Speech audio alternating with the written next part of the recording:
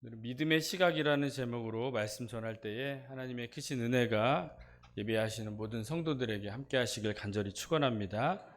더 큰 은혜가 되도록 핸드폰은 진동으로 해주시고 예배에 집중해 주셨으면 좋겠습니다. 교회는 어떤 곳입니까? 예수 그리스도를 믿는 그런 공동체, 예수 그리스도를 믿는 자들이 모이는 곳이 바로 교회다라고 말할 수 있습니다. 그러나 예수님을 믿음으로써 이 구원받은 자가 되었지만 완전한 변화, 완전히 성숙된 그러한 삶으로서 살아가지는 못합니다. 이 변화되어지는 과정 가운데 있기 때문에 그래서 실수도 하고 또 잘못을 행하기도 합니다. 또 제가 이렇게 신방을 하면서 많은 성도님들의 다양한 그 어려움들을 듣게 되는데요.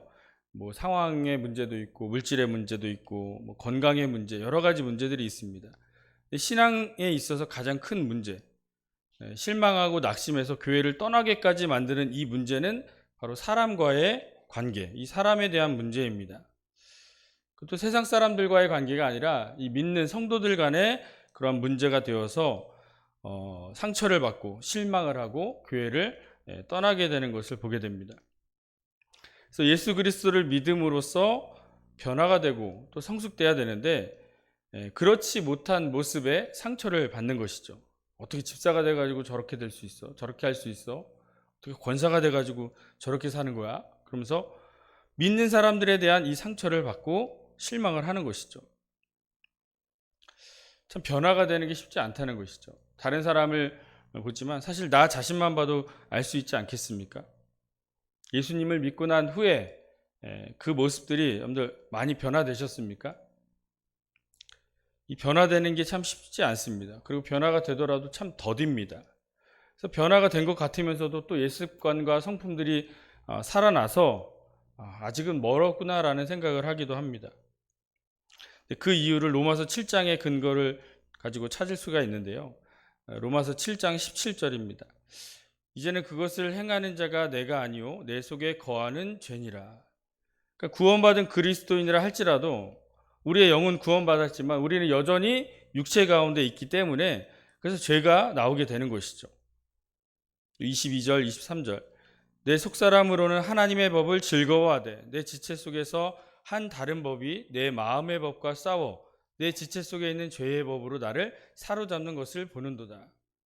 내 속사람은 이 하나님의 법을 즐거워하면서도 내 겉사람, 이 육신은 여전히 죄의 법 아래에 있다는 거예요. 사망의 몸에 있기 때문에 이 죄의 법을 따르기도 한다는 것이죠. 그러나 우리는 예수 그리스도를 믿는 사람으로서 또 이 예배의 자리로 우리를 인도하신 하나님의 은혜를 통해서 많이는 아니더라도 조금씩 또 매일 변화되고 더 성숙되어 갈 줄 믿으시기 바랍니다. 지난 시간에 나눈 말씀을 간단하게 정리하면 성도는 무엇을 속히하라 그랬죠? 듣는 것을 속히하라 했습니다. 그래서 말하는 것과 성내는 것은 더디하라. 그러나 말씀을 듣는 것에 머무르지 말고 말씀을 행하는 자가 되어야 한다라고 말씀합니다. 그래서 말씀을 행하지만 또 자기를 속이고 이 정결하고 더러움이 없는 경건으로 말씀을 행해야 된다라고 말씀드렸습니다. 이를 통해 알 수 있는 것이 이 성도로서 내가 변화되고 더욱더 성숙한 사람이 되기 위해서는 말씀을 계속해서 배우고 또 말씀을 따라 순종하는 이러한 훈련과 연습을 통해서 이루어지게 된다는 거예요. 변화는 예수님을 믿기 시작하면 그때 짠 하고 변하는 게 아니라 어떤 극적인 변화를 이루는 것이 아니라 물론 그런 경우도 있어요. 근데 그 변화된 모습 역시 유지되기 위해 애쓰고 노력해야 된다는 것입니다. 즉 예수 믿는 이 구원받은 자로서 변화를 위해 또한 변화된 모습을 유지하기 위해서 애쓰고 노력해야 됩니다. 그래서 우리가 이 예배의 자리로 나와야 된다는 거예요. 이 시간 또 말씀을 우리가 들어야 된다는 사실입니다. 그래서 말씀을 듣는 것에 머무르지 않고 말씀에 순종하는 자리까지 나아가야 합니다. 거룩하고 경건하기에 힘써야 될 줄 믿습니다. 그래서 이러한 교육과 또한 훈련을 통해서 우리는 날마다 변화되고 성숙되어 가며 또 그리스도의 장성한 분량에 이르게 될 줄 믿으시기 바랍니다. 오늘 본문 말씀은 초대교회에서 이루어졌던 이 차별적인 행태에 대한 고발과 함께 또 말씀을 통해 권면하는 그런 내용으로 나타나고 있습니다. 그래서 야고보는 믿음이 있다면 또 예수 그리스도를 믿는 성도라면 달라져야 된다는 거예요. 삶이 변화해야 된다는 것입니다. 근데 그것의 시작은 무엇이냐? 바로 믿음의 시각이라는 것이죠. 우리가 성도로서 해야 될 그 믿음의 훈련은 제일 먼저 해야 될 게 바로 이 보는 눈, 우리의 시각을 바꿔야 할 줄 믿습니다. 성령 받은 제자들은 날마다 제9시 기도 시간에, 지금 시간으로 3시죠, 성전에 올라갔습니다. 또 한편엔 나면서부터 못 걷게 된 사람이 있는데 매일같이 이 성전 미문에 앉아서 구걸을 했던 사람이죠. 근데 베드로와 요한 역시 기도 시간에 성전에 올라갔는데, 근데 성령 받은 베드로와 요한이 그를 주목하였다는 것이죠. 보이지 않았던 그가 보이게 된 것이고, 또 그가 원하는 은과 금이 아닌 정말 중요하고 필요한 나사렛 예수 그리스도의 복음을 전했고, 그 근본적인 질병과 죄의 문제를 고침받게 되었던 것이죠. 그래서 베드로와 요한이 이 주님이 바라보는 이 시각을 가졌기 때문에, 그 영혼을 바라보고 그를 구원하고자 했던 그 마음 때문에 바로 이 치유와 구원의 역사가 나타나게 된 줄 믿습니다. 그래서 예수 그리스도를 믿는 성도는 보는 것이 달라져야 되는데 어떠한 시각을 가져야 되는지 말씀을 통해 살펴보겠습니다. 첫 번째, 주님이 바라보시는 곳을 바라봐야 합니다. 그래서 오늘 말씀 보면 한 예를 드는데요. 2절부터 보면 이 아름다운 옷을 입은 사람과 또 남루한 옷을 입은 사람이 이 교회에 들어옵니다. 아름다운 옷을 입은 사람에게는 좋은 자리에 앉으라고 하고, 또 가난한 자에게는 서 있든지 여기 발등상에 아래 앉든지 이렇게 건성건성 말을 한다면 너희끼리 서로 차별하고 악한 생각으로 판단하는 자가 된다라고 말씀하는 것이죠. 세상의 시각은 외모를 보고 판단해요. 하나님은 무엇을 보십니까? 중심을 보시죠. 근데 사람은 무엇을 봅니까? 외모를 봅니다. 이왕이면 좀 잘생기고 또 멋있고 좀 좋은 옷을 입은 사람을 가까이 하고 싶지 않겠습니까? 그리고 사람이 중심을 보기 위한다면 되게 오랫동안 교제하고 알아야지만이 중심을 볼 수 있습니다. 그래서 외모를 보고 판단하기도 하는 것이죠. 그래서 아름다운 옷을 입은 자를 특별하게 바라보고 특별한 대우를 하게 되는 것이죠. 남루한 옷을 입은 가난한 자에 대해서는 좋게 보이지 않습니다. 그래서 하찮게 대우합니다. 그래서 사람을 차별하여 대우하더라는 것이죠. 이렇게 차별하는 이유가 무엇이냐면 바로 이 육신의 눈, 이 육신의 시각이 있기 때문입니다. 육신의 시각으로 볼 때에 우리는 외모로 판단하기 때문에, 그래서 서로 차별하고 악한 생각으로 판단하는 자가 될 수 있다는 것입니다. 그러나 믿음의 시각은 어떠해야 됩니까? 바로 주님이 바라보시는 곳을 바라봐야 한다는 것입니다. 하나님은 가난한 자에 대한 시각이 있습니다.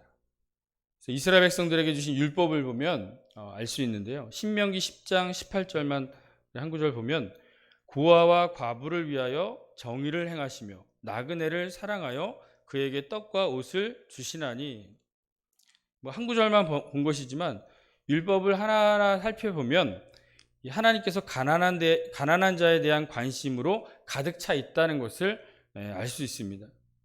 하나님은 늘 가난한 자들에게 관심을 가지시고 또 그들을 배려하고 또 그들을 돕도록 이 법으로 만드셨습니다. 고아와 과부, 또 레위인, 객, 사회적 약자인 이 가난한 자들을 돌보게 하셨는데요. 시편 41편 1절 보면 가난한 자를 보살피는 자에게 복이 있으며 재앙의 날에 여호와께서 그를 건지시리로다. 가난한 자를 보살피는 자가 복이 있다. 재앙의 날에 건지겠다. 이 가난한 자를 돕는 것에 대한 보상과 은혜까지도 말씀하고 계십니다. 잠언 14장 31절 보면 가난한 사람을 학대하는 자는 그를 지으신 이를 멸시하는 자요, 궁핍한 사람을 불쌍히 여기는 자는 주를 공경하는 자니라. 심지어 가난한 자에 대한 태도를 바로 하나님에 대한 태도와 동일시하였습니다. 줄일 때 먹을 것을 주고 목마를 때 마실 것을 주고 나그네를 영접하였고 헐벗었을 때 옷을 입히고 또 병들었을 때 돌보았고 옥에 갇혔을 때 와서 보았다 이렇게 말씀하시는데 이 말을 들은 의인은 우리가 언제 그렇게 했습니까? 라는 질문에 마태복음 25장 40절 임금이 대답하여 이르시되 내가 진실로 너희에게 이르노니 너희가 여기 내 형제 중에 지극히 작은 자 하나에게 한 것이 곧 내게 한 것이니라 하시고 지극히 작은 자에게 한 것이 곧 나에게 한 것이다 라고 말씀합니다. 그러니까 이 정도로 이 사회적 약자들, 이 가난한 자들 입장에서 바라보셨고 이들에게 은혜 베푸시기를 바라시며 또 그들에게 한 행동을 바로 나에게 한 것이다 라고 주님께 한 것으로 동일시하였다는 것을 보게 됩니다. 더 나아가서 오늘 본문 말씀 5절을 보면 내 사랑하는 형제들아 들을지어다 하나님이 세상에서 가난한 자를 택하사 믿음에 부유하게 하시고 또 자기를 사랑하는 자들에게 약속하신 나라를 상속으로 받게 하지 아니하셨느냐. 하나님은 가난한 자들을 사랑하셔서 그들에게 은혜를 베푸시고 믿음을 주셨고 약속하신 이 나라 그의 상속자가 되게 하셨다라는 것이죠. 되게 큰 어떻게 보면 대접을 받는 느낌이에요. 그래서 이 말씀을 준비하면서 이런 생각을 했습니다. 사람들은 가난한 자를 차별하지만 하나님은 가난한 자들을 오히려 특별 대우하는 게 아닌가. 사실 가난한 사람이라고 해서 다 착하고 또 다 겸손하지는 않은 것 같아요. 탐욕 있는 사람도 있고요. 악한 사람도 분명 있습니다. 그래서 가난한 자라고 해서 이 선대하고 특별히 대우하는 것 역시 이게 차별 아닌가. 그러나 중요한 것은 하나님의 시각을 통해서 바라보니까 더 이제 중요하게 생각해야 될 것이 있다는 거예요. 바로 주님의 사랑이라는 거예요. 두 번째 우리가 가져야 될 믿음의 시각은 주님의 사랑으로 바라봐야 된다는 것입니다.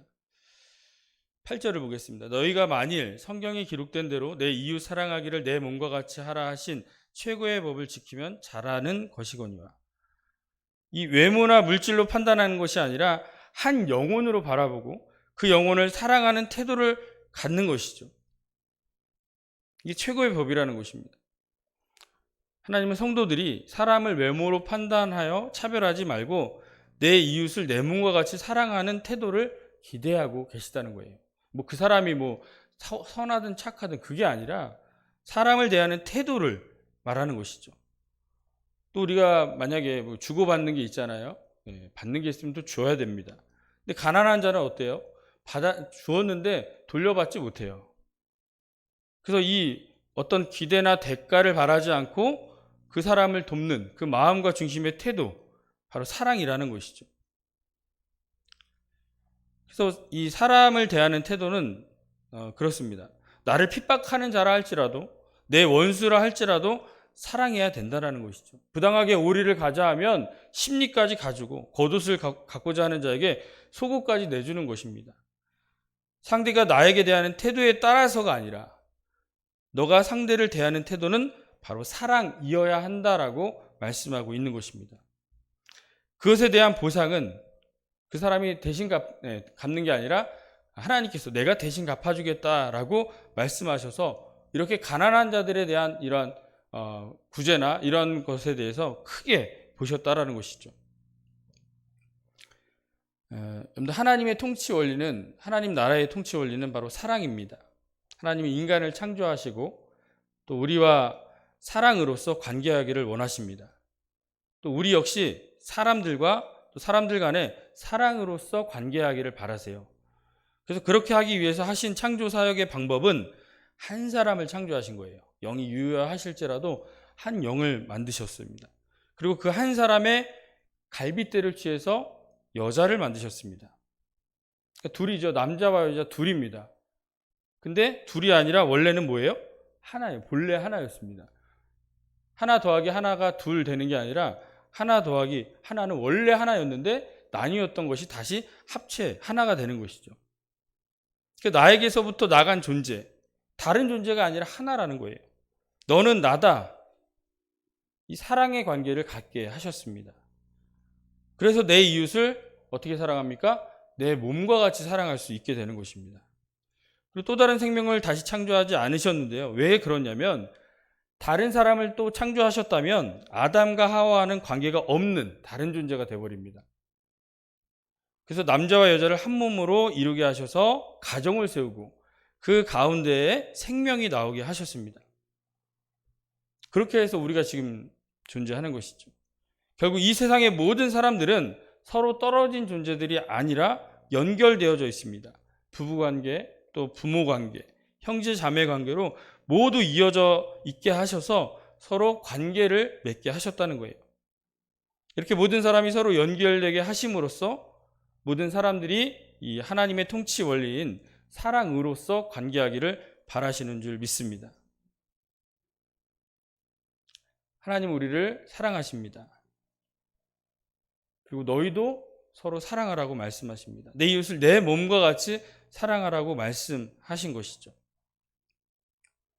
그런데 하나님을 떠난 사람들은 어떻게 살아갑니까? 하나님과의 관계가 끊어졌어요. 하나님과의 관계 없이 살아갑니다. 이 하나님과의 관계가 무너져 버리니까 사람들과의 관계도 제대로 이루어지지 않습니다. 서로 사랑하는 관계가 아니라 죄로 인해서 서로 미워하고 죽이고 대적하는 관계가 되어버렸습니다. 싸우고 이기기 위해서는 무엇이 필요합니까? 어떤 사람들과 싸워요. 그럼 뭐가 필요해요? 힘이 필요하죠. 그 사람보다 강한 힘이 필요해요. 지금은 뭐 힘 말고도 더 가진 것, 그 사람보다 더 많이 가진 것이 또 힘이 돼버립니다. 나보다 약한 사람, 가지지 못한 사람과 싸워서 이기고 그를 짓밟고 올라가서 힘으로 통치하는 관계이죠. 그래서 가장 힘있고 가장 많이 가진 자가 사람들 위에 군림하여 왕이 되어 통치하는 모습, 이것이 힘으로 통치하는 세상 나라의 모습이라는 것이죠. 그래서 세상 나라의 통치 원리는 힘이고 하나님 나라의 통치 원리는 사랑인 것이죠. 그러나 우리 성도들을 하나님 부르셔서 이 사랑으로 관계하게 하신 줄 믿습니다. 그리고 이 땅에 예수 그리스도를 보내주심으로써 이 사랑의 관계에 대해서 증명해 내셨습니다.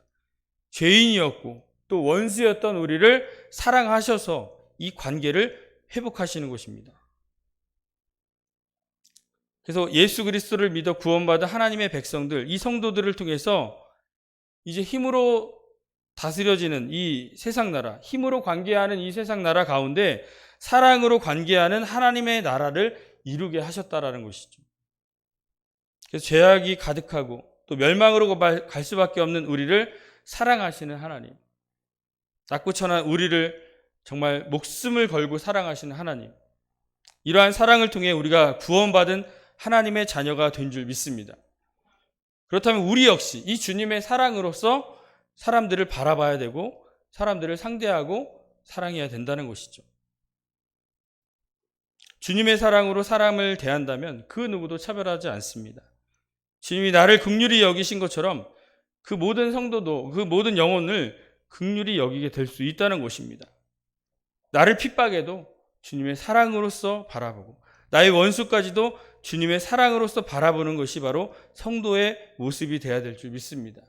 이렇게 될 때에 바로 사랑으로 통치하시는 이 하나님의 나라가 우리를 통해서 다시 회복되고 또 확장되어 갈 줄 믿으시기 바랍니다. 교회가 가장 조심해야 하고 두려워야 할 것이 무엇인지 아십니까? 바로 이 사랑이 없는 거예요. 주님의 사랑으로 시작하고 세워진 이 교회에 사랑이 없다면 그것은 교회가 아닙니다. 교회에는 또 많은 성도들 가운데 여러 가지 은사가 있습니다. 성령으로 여러 가지 은사와 사역들을 감당하는데요. 지혜의 말씀, 지식의 말씀, 믿음, 병 고치는 은사, 능력 행함, 예언함, 영들 분별함, 각종 방언 말함, 방역 통역함, 여러 가지 이 은사를 주셔서 이 그리스도의 몸된 교회를 온전히 세워나가도록 하셨습니다. 이것이 고린도전서 12장의 내용인데요. 그 끝에 이런 내용이 있어요. 더욱 큰 은사를 사모하라. 그리고 말씀하신 후에 13장을 보니까 뭐예요? 고린도전서 13장. 무슨 장이죠? 사랑장.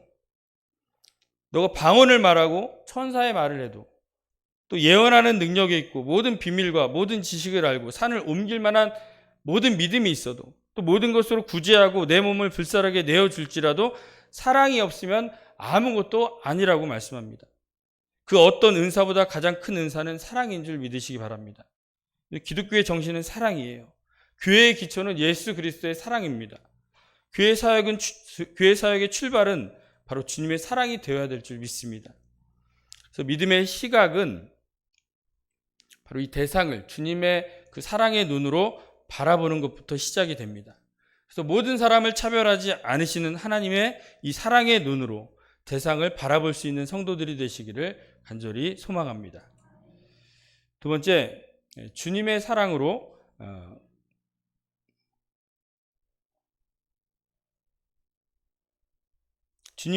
봐야 됩니다.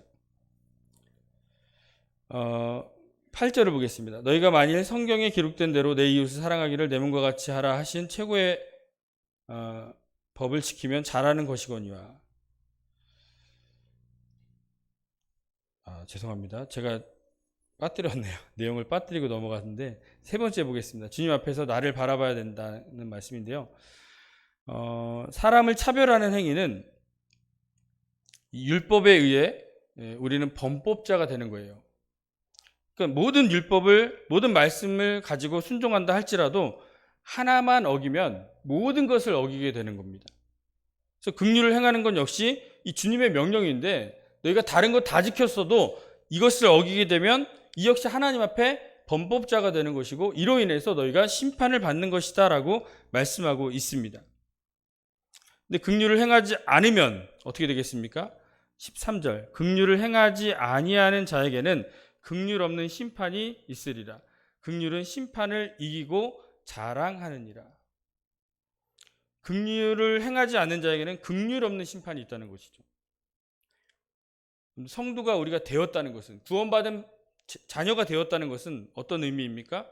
내가 하나님의 은혜와 긍휼 가운데 있다라는 거예요. 그래서 우리가 죄사함을 받고 구원을 받았다는 것입니다. 그렇다면 긍휼히 여김을 받은 우리 역시 남을 긍휼히 여길 수 있어야 된다는 것입니다. 그런데 그 긍휼을 받은 우리가 남을 긍휼히 여기지 않는 자가 된다면 어떻게 되겠습니까? 그럴 땐 너희가 긍휼 없는 심판을 받게 된다라는 것입니다. 다른 거 다 지켰어도 남을 긍휼히 여기지 않는 이 죄로 인해서 범법자가 되고 이로 인해 심판을 받게 된다는 것입니다. 긍휼이 없는 자에게 나도 긍휼을 주지 않겠다라는 것이죠. 남을 용서 못하는 너를 나도 용서하지 못하겠다라는 것입니다. 우리가 그렇죠. 저 사람은 절대 용서 못해. 이런 사람 있어요, 없어요? 그런 사람들 주변에 있잖아요. 저 사람은 진짜 싫어. 같이 있기도 싫고 절대 나는 용서 못해. 하나님이 그 사람에 대해서 내가 너를 절대 용서 못하겠다. 이렇게 말씀하신다는 것이죠. 주기도문에도 이렇게 말씀하지 않습니까? 우리가 우리에게 죄 지은 자를 사하여 준 것 같이 우리 죄를 사하여 주옵시고. 내가 죄 지은 자를 용서할 때 하나님도 나를 용서해 주시겠다라는 것이죠. 내가 용서받았으니까, 물론 내가 용서받았기 때문에 그 용서의 마음으로 남을 용서할 수 있는 것이긴 하지만 내가 남을 용서하지 못한다면 하나님도 나를 용서하지 않겠다라는 것입니다. 남이 하는 죄와 허물에 대해서는 어떻게 생각합니까? 저 사람 하나님 심판을 받겠다. 그렇게 생각을 해요. 그 사람이 지은 죄로 인해서 심판을 받아 마땅할 죄인으로 여깁니다. 근데 그 대상이 나라면 어떻게 생각을 하겠습니까? 그래서 이 시각이 바로 나를 봐야 되는데 남이 아니라 나를 봐야 돼요. 내가 마땅히 죽어야 할 죄인이라는 사실을 우리가 바라봐야 된다는 것입니다. 또 성도는 하나님 말씀을 들을 때 늘 나에게 하시는 말씀으로 들어야 될 줄 믿습니다. 근데 많은 사람들이 나는 아니지요 이렇게 말씀하세요. 생각을 해요. 그래도 나는 잘하고 있다고 생각을 하는. 그래서 내가 아니라 더 죄 많고 허물 많은 그 사람이 들어야 된다는 것을 생각을 하죠. 그래서 자기는 그렇게 큰 죄인이 아니라고 생각합니다. 나보다 더 많은 죄를 지은 사람을 생각하면서 그 사람과 비교하면서 그래도 나는 괜찮은 사람이라고 인정을 해요. 나는 11조도 드리고 금식도 하는데 그래도 저 죄 많은 세리보다 낫지 않냐고 말을 합니다. 그렇게 남을 판단하는 거예요. 외모로 판단하고 차별하고 남을 정죄하게 되는 것입니다. 예수님께서 말씀하십니다. 어찌하여 형제의 눈 속에 있는 티는 보고 내 눈 속에 있는 들보는 깨닫지 못하느냐. 들보가 어떤 건지 아시죠? 이 건물을 세우는 기둥과 같은 큰 들보를 나한테 발견하지 못하고 그 남의 눈에 있는 작은 티를 발견하고 지적을 한다는 거예요.